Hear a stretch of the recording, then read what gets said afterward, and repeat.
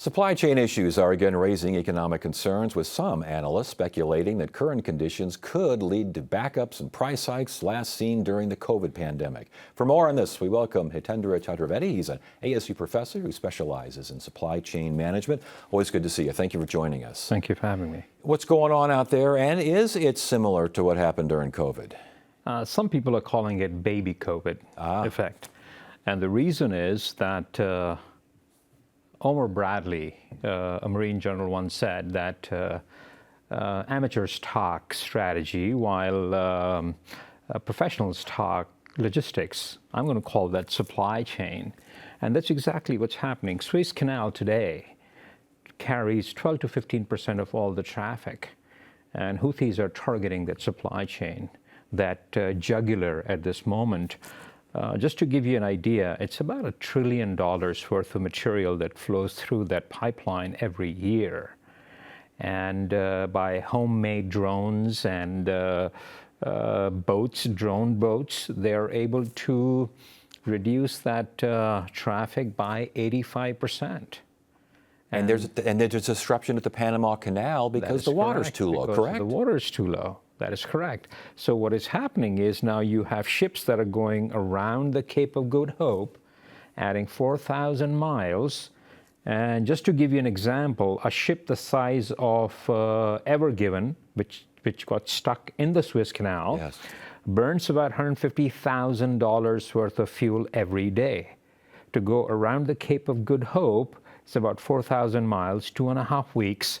That's $2.1 million of extra fuel. And that means a whole lot of extra rates, does it not? That's a great point. So the rates about 6 months ago, before October 7th, from Asia to Europe was about $1,200 per 40-foot container. Today, they're creeping up to $7,000. Whoa. From Shanghai to LA, the rates were about $2,000. They're creeping up to about $7,000, and to the East Coast, about $8,000. And yeah, that's significant. And I'm hearing dock worker strikes, these sorts of things are happening here and there? That is correct. So a combination of dock worker strikes and the Houthi rebel strikes and a combination of oligopoly. 3 alliances control 95% of the market. And you add greed in there, you have a repeat of COVID. Are some of these rates increasing needlessly?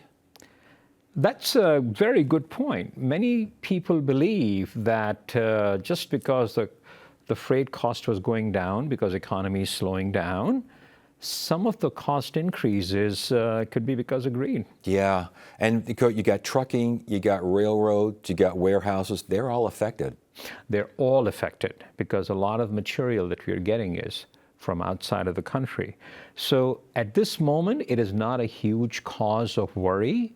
But if this thing is not controlled, then you'll start to see inflation going up. How best to control it? The best way to control it, one, is we have to start to rely a lot more and, disintermediate the risk by some of the local partners that we have around our region. So we cannot rely completely on one source of supply for our products. Having said that, that is going to be a tough task. I would say so. So what in the coming months, is this going to get better or is this going to get worse? If this conflict keeps on going, and if we are not able to control the Houthi rebels and their attack on our ships, I'm concerned about inflation going up. And that could be months, weeks? See what happens till the end of the year.